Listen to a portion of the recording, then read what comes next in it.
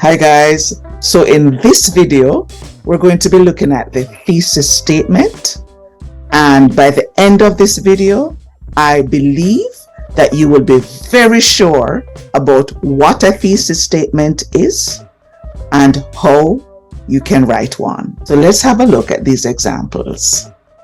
Okay, so I know by now you've heard it before many times. The thesis statement is the most important sentence in the introduction, and you cannot write an essay without a thesis statement.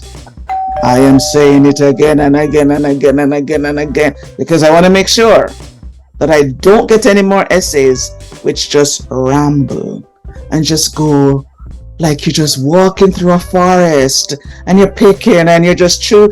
No.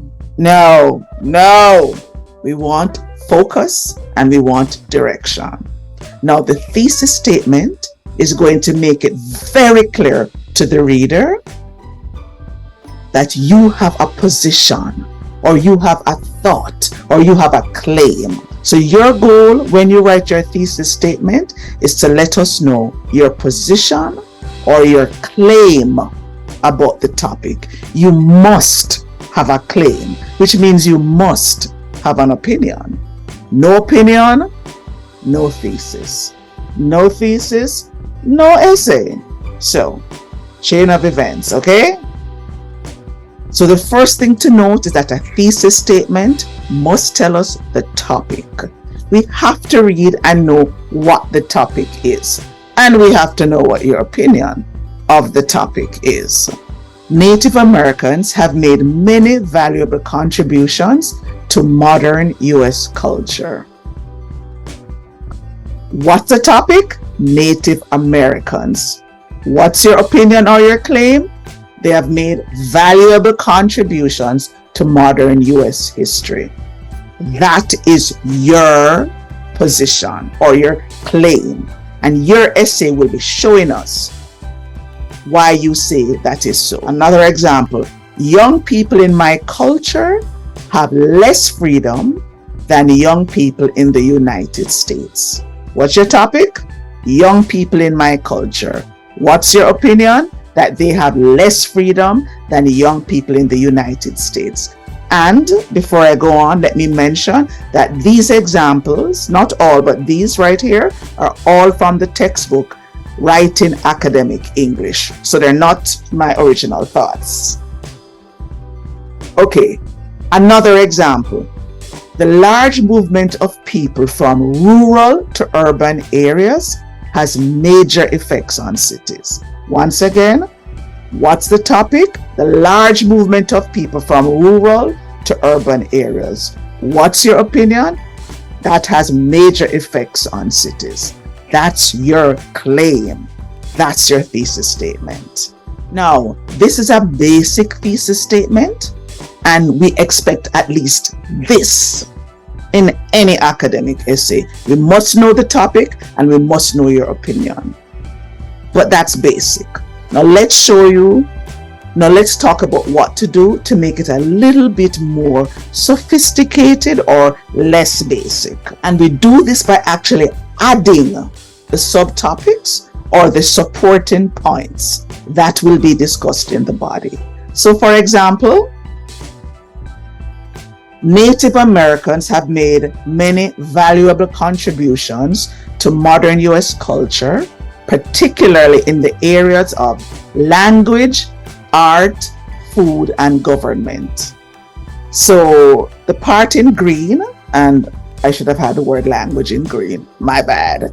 But the part in green shows the supporting points. And that's what we mean when we say add the supporting points or the subtopic. So we know that you are going to be discussing how Native Americans have made valuable contributions in the area of language, how they have made contributions in the area of art, how they have made contributions in food, and how they have made contributions in the government.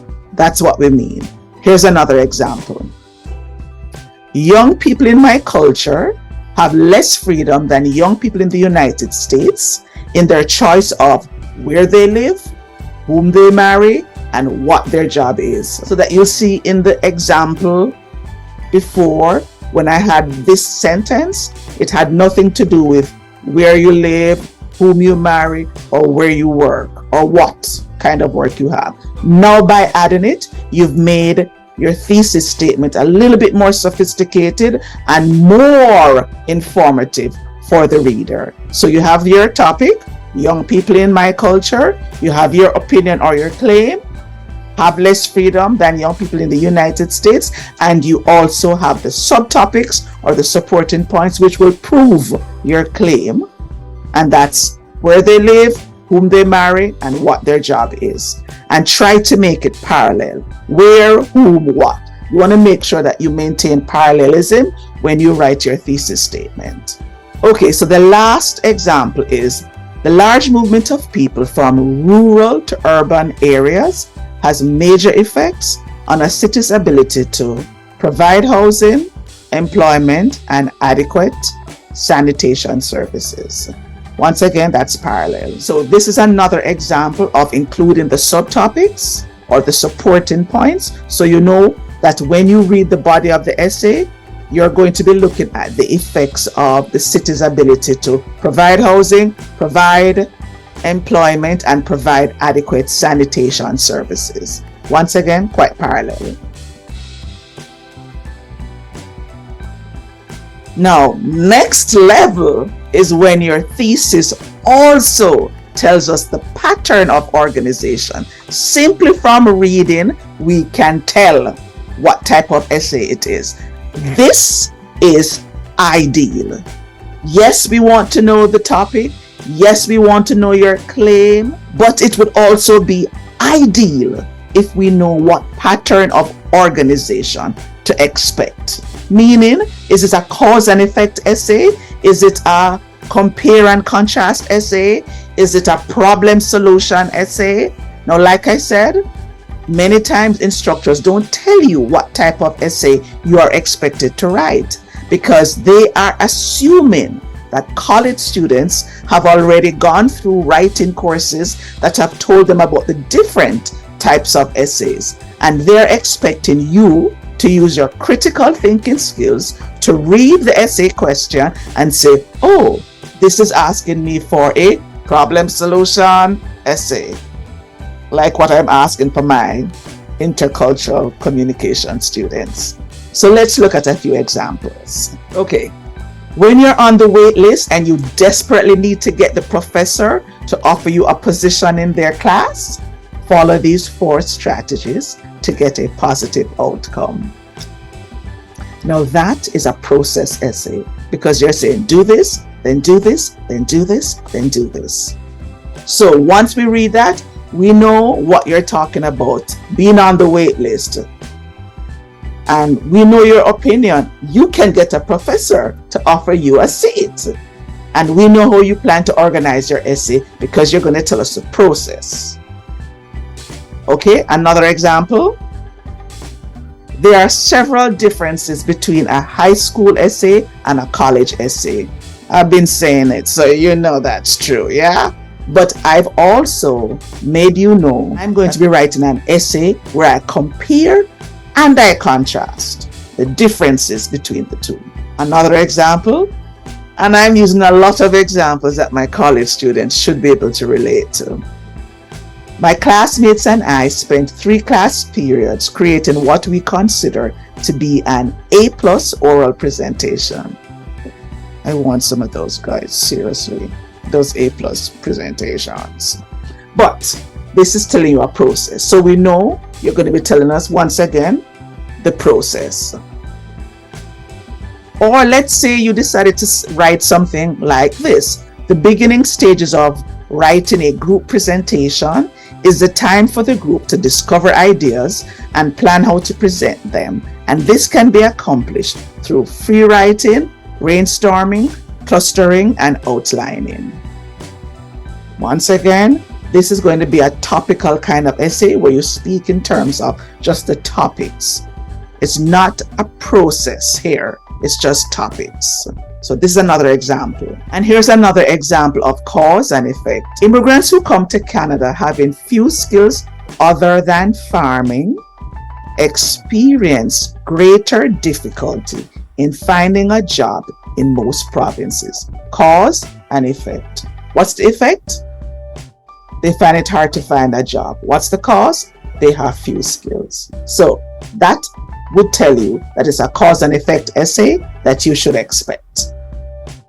And now I'm going to show you the most relevant example for those of you in my class who need to write a problem solution essay. But I want you to understand the principle, because for every assignment that you will do in my class, you have to have a thesis statement. Whether it's an oral presentation or it's a role play situation, you have to know what a thesis statement is. So please make note of how to write a thesis statement. But let's zero in now on the problem solution thesis statement. Okay. Although bullying continues to be a serious problem, teachers and administrators can take a number of steps to prevent it or lessen its impact. What's the subject? Bullying. What's your opinion? It's a serious problem that can be solved. What do you say the solution is? Well, if you take these steps, you will be able to prevent it or lessen it. You haven't told us the details of the steps, but you've told us that this is a problem solution essay. So I really hope that helps. And my genuine hope is that when I read those assignment 1 papers for the intercultural question, I'm hoping to see clear thesis statements similar to this, which tell me what you think the problem is, summarize the problem, summarize the effect, and then summarize the solution. No thesis, no essay. Make that the mantra. No thesis, no essay. No thesis, no essay. No thesis, no essay. No thesis, no A. No B, and probably not really a C, or maybe a C minus. Nobody wants that. I hate grading those. So give me a thesis and you're on your way to at least passing. That's all I can promise you, because now we need to see the body with great logic. But no thesis, no passing grade. Just be clear about that, guys, okay?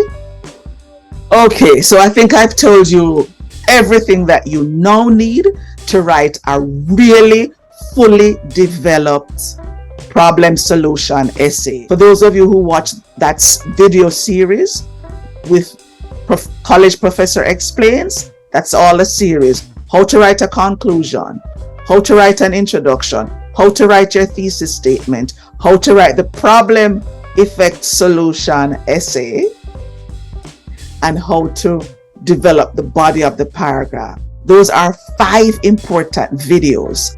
I promise you that if you follow these steps outlining all of these videos, you should at least get a B+. The minimum, a B+. Matter of fact, you should get an A.